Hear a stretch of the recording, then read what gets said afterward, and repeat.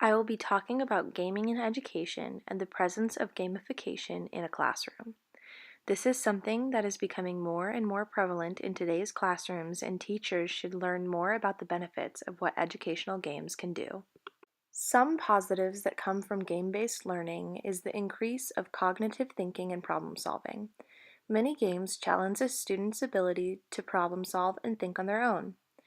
The games that educators use usually cover the development of cognitive thinking and problem solving, and they make students work on their collaboration and communication skills if the game requires partners. Another positive to the educational status of games is the engagement and interest of the student. By incorporating games into the lesson, you are allowing the student to become more excited to learn because it doesn't feel like basic learning.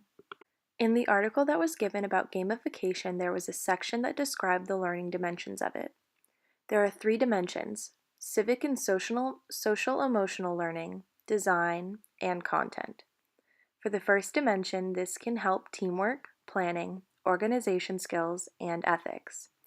Design, the second dimension, can help the student's development of systematic thinking, iteration, representation, and communication. The third dimension, content, helps the students understand the way things work, wellness, and the being of themselves. I wanted to introduce some of the examples of games that could be used in the classroom. The first one, Spore, teaches evolution, space exploration, and colonization. Nancy Drew hones in on problem solving and critical thinking. Crazy Machines, the Wacky Contraptions game, teaches the basics of physics, electricity, gravity, and particle effects. Brainiversity covers language, memory, math, and analysis. And finally, Math Blaster helps students practice basic math skills. I created two examples of the way in which students can either benefit from gaming or where games can become a detriment to their learning.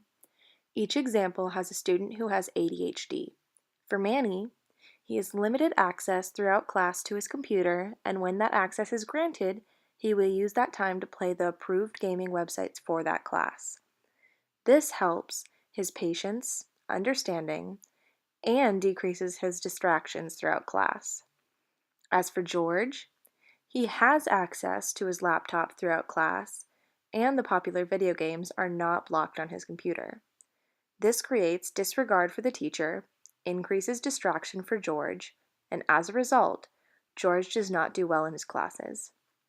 The way gaming is used is an incredibly flexible aspect for teachers, but they need to be wise in incorporating games into education. Here are my sources, and I hope you enjoyed my presentation on game-based learning.